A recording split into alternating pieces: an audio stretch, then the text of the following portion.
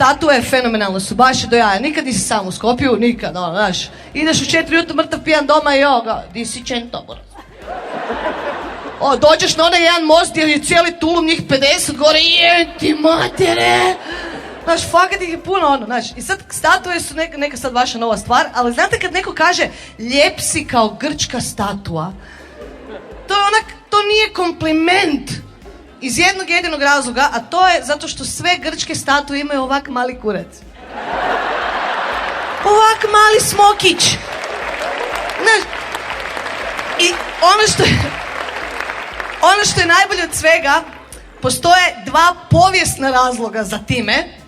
Prvi je zato što je u to doba u Grčkoj veliki kurac bio smatran odvratnim, vulgarnim i grotesknim, a mali estetskim lijepim. I sad ti zamisli koliko je malo kurački lobby u Grčkoj bio jak, da su oni uspjeli uvjeriti ostatak države u